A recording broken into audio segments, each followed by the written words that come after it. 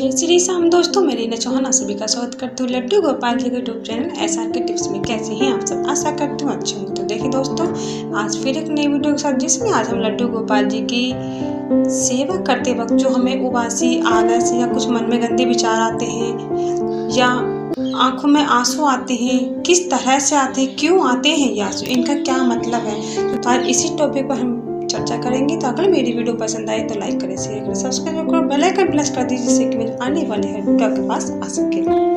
तो चलिए वीडियो शुरू करते हैं। देखिए दोस्तों, सबसे पहले मैं आप सबको धन्यवाद करना चाहती हूँ, तहे दिल से धन्यवाद करती हूँ कि आप सबने मुझे पसंद किया, आप मेरी वीडियो को सुनते हो, लाइक करते हो और सब्सक्राइब करते हो। धीरे धीरे मैं आगे बढ़ रही हूँ। आप सबके इस प्यार को देखकर मुझे आगे बढ़ने का बढ़ावा भी मिलता है और खुशी भी मिलती है। तो चलिए वीडियो शुरू करते हैं। तो देखिए, आज मैं आपको बताऊंगी, देखिए जैसे कि आपने थंबनेल में पढ़ लिया होगा, ठीक है। तो देखिए, हर चीज़ के साथ दो कारण जुड़े होते हैं। तो जिस वक्त हम पूजा करने बैठते हैं, अपने गोपाल की सेवा करते हैं या जिसकी भी सेवा करते हो, जिस देवी देवता की आप पूजा करते हो, तो उस वक्त उन्हीं की छवि हमारे दिलो दिमाग में छाई होती है। तो कभी कभी ऐसा होता है कि जब अच्छाई के साथ साथ बुराई हमारे साथ चलती है, तो ऐसे वक्त में एक नकारात्मक ऊर्जा हमारे साथ आसपास मंडराने लगती है। रोज रोज नहीं होता है, ये कभी कभी होता है।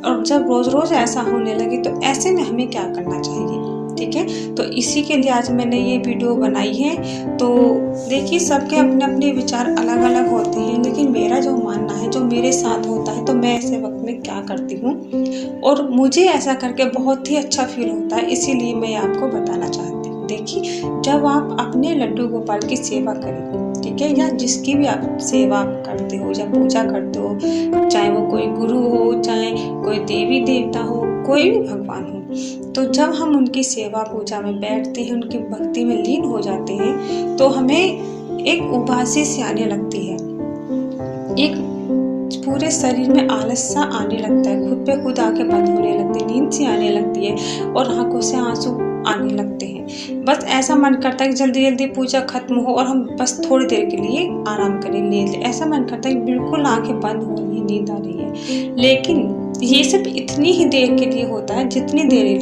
के लिए हम पूजा के आसन पर बैठते हैं और अपने प्रभु में हम ध्यान लगाते हैं। लेकिन उसके बाद जब हम उठ जाते हैं तो वो बिल्कुल ख़त्म हो जाता है, ना हमें कोई आलस आता है, ना हमें नींद आती है, कुछ भी ऐसा नहीं होता है। तो देखिए, इसके पीछे का कारण यही है कि जिस वक्त हम अपने प्रभु से, अपने अंतरात्मा से उनसे ध्यान लगाते हैं, उनसे बातें करते हैं, तो उस वक्त में ये नकारात्मक ऊर्जा हमें अपनी तरफ खींचती है, ठीक है।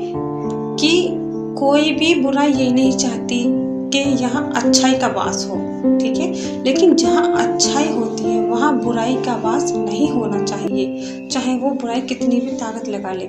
अच्छाई और बुराई के बीच में जो भक्त और भगवान का जो प्रेम का संगम है, इसको तोड़ने के लिए ये आलस, उबासी, गंदे विचार आना, मन का इधर उधर भटकना, तो ये एक हमारे अंदर एक ऐसी ऊर्जा प्रवेश कर जाती है जो हमें अपनी तरफ खींचती है कि हम ऐसा ना करें, ना करें, ना करें। वो हमें पल पल रोकती है। लेकिन हमको ऐसे में क्या करना चाहिए? देखिए, एक बात आप ध्यान बांध के मेरी इस बात को बिल्कुल अच्छे से आप ध्यान में रखना कि जिस वक्त आपके साथ ऐसा हो तो आपको क्या करना है। आपको सिर्फ एक ही बात ध्यान में रखनी है कि मुझे अपने प्रभु से दूर नहीं जाना है, ठीक है। अगर आपके जीवन में आपके प्रभु के आने से या जब से आपने उनकी भक्ति भाव से सेवा की है या उनको अपना माना है, आपके जीवन में कुछ अच्छा हुआ, उस पल को याद करें और अपने प्रभु को ध्यान में रखते हुए बस उसी पल को पकड़े और ध्यान में रखें कि मुझे अपने प्रभु से दूर नहीं जाना है। और मन ही मन ऐसा कहे कि ये बुरी शक्ति जो आज मेरे इस वक्त मेरे आसपास मंडरा रही है, जो मुझे खींच रही है, मेरे शरीर को काबू में कर रही है, मैं इसके काबू में नहीं आने वाला हूँ। अच्छाई पर जीत बुराई की नहीं होती है। मैं अपने प्रभु की भक्ति में लीन रहूंगा। अपनी पूजा सेवा करते रहें और मन में अपनी पूजा को आप करते रहें और दिलो दिमाग में इस बात को घुमाते रहें कि मुझे अपने प्रभु से दूर नहीं जाना है। ये ऊर्जा, ये शक्ति चाहे मुझे कितना भी रोके, उस पल को, अच्छे पल को आप याद करते रहें और ऐसे विचार अपने मन में लाते रहे तो आपकी उबासी, आलस धीरे धीरे कम होगा और विचार तो दोनों चलेंगे, अच्छे भी और बुरे भी, लेकिन खींचते रहना सिर्फ कुछ पल के लिए, जितने पल के लिए आप अपने आसन में बैठे हो। अगर बुराई के साथ साथ आपने अपने पीढ़ियों को भी याद करना शुरू कर दिया तो धीरे धीरे वो नकारात्मक ऊर्जा खुद ब खुद दूर चली जाएगी। ठीक है, तो आपका इस भाव को देखकर आपके पीढ़ियों के प्रति जो भी आपके इष्ट हैं, देवता जो भी हैं, उनका भाव आपसे, उनका स्नेह, उनका प्रेम और भी ज़्यादा आपकी तरफ से गहरा हो जाएगा और भी ज़्यादा वो आपको देखकर प्रसन्न होंगे कि मेरा भक्त मेरे लिए कितना कड़ी परीक्षा दे रहा है। देखिए, इस कलयुग में खुद भगवत गीता में श्री कृष्ण ने अर्जुन से कहा था कि एक कलयुग में अगर कोई सच्चे मन से कुछ पल के लिए भी मुझे याद करेगा तो भी मैं उसका हो जाऊंगा। तो इसीलिए कुछ पल के लिए ही सही, बस आप इस बात का ध्यान में रखते हुए वक्त को पकड़े रखें और उन विचारों को ना आने दें, चाहे वो कितनी भी कोशिश करें।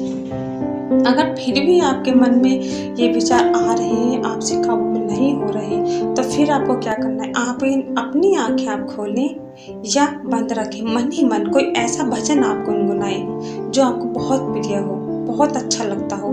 आप उस भजन को गुनगुनाएं। जैसे ही आप इस भजन को गुनगुनाएंगे तो हमारे रोम रोम में, देखिए रोम रोम में जो हमारे रोंगटे से खड़े होते हैं, एक शक्ति का उत्पन्न हमारे शरीर में होता है, हमारे अंदर मन आत्माओं में होता है। तो फिर देखिए वो आलस पल भर में एकदम जादू की तरह छू हो जाएगा। तो आप इस उपाय को करने के बाद देखना कि फिर आपको कैसा लगता है। ठीक है, तो मैं जब भी मेरे साथ ऐसा होता है, ये नहीं कि आपके साथ, हर किसी के साथ ये होता है।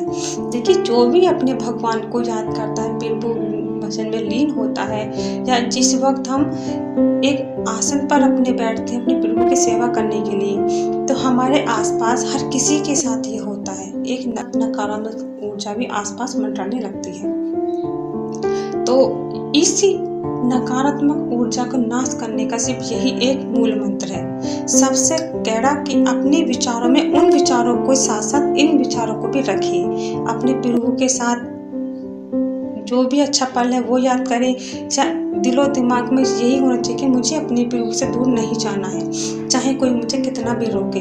दूसरी बात, जब भी अगर फिर भी आपके साथ ऐसा ना हो तो आप भजन को गुनगुनाएं। ऐसा आप करके देखिए, जिस वक्त आप भजन को गुनगुनाना शुरू कर दोगे तो आलस से भी दूर, आंसू भी दूर हो जाएंगे और आपकी जो अंतरात्मा है वो भी प्रसन्न सी, एक बड़ा ही खुश सा अंदर से खुशी सी उत्पन्न होगी। ठीक है, तो ऐसा आप करके देखिए। अब बात होती है कि आंखों में आंसू क्यों आते हैं। देखिए, जब उबासी आती है तो आलस आता, तो आंखों में जो उबासी आलस जो होता है वो आंखों के थ्रू बाहर आते हैं। ठीक है, मुंह की भाप से वो बाहर आते हैं, जो उबासी आती है, आंखों से आंसू निकलते हैं, आंखों के राह से वो वापस आते हैं, बाहर आते हैं। लेकिन जब हम अपने प्रभु से सच्चे मन से, हमारे पास सिर्फ हम और प्रभु, हम आपस में बातें करते हैं, उस वक्त एक सकारात्मक ऊर्जा का वास होता है, शक्ति उत्पन्न होती है। हम जब अपने प्रभु से बातें करते हैं, एक अंतरात्मा भक्त और प्रभु का जब मिलन होता है तो उस समय एक शक्ति उत्पन्न होती है। तो उस शक्ति का जब मेल प्रभु और भक्त के होता है, जब भक्त अपने भगवान की बातें सुनता है तो उस वक्त आंखों से आंसू आने लगते हैं। उन आंखों के आंसू का आने का मतलब होता है कि हमारे प्रभु ने हमारी बातें सुन ली हैं और वो हमारी बातों को ध्यान में रख रहे हैं। ठीक है, तो इस बात का मतलब ये होता है, प्रभु हमारी बातों को सुन रहे हैं। उस वक्त हमारी आंखों से आंसू बहते हैं, मन भारी होता है, दुखी होता है। लेकिन अगर उबासी के साथ आंखों में आंसू आते हैं, मन भटकने लगता है, तो वो एक नकारात्मक ऊर्जा हमारे आसपास मंडराने लगती है। इन दोनों का यही कारण है, यही पहचान है। तो आपके आंखों में आंसू किस तरह से आते हैं, किस भाव से आते हैं, वो आप पहचाने और सही गलत को चुने। तो इसी के साथ जय श्री राम, राधे राधे।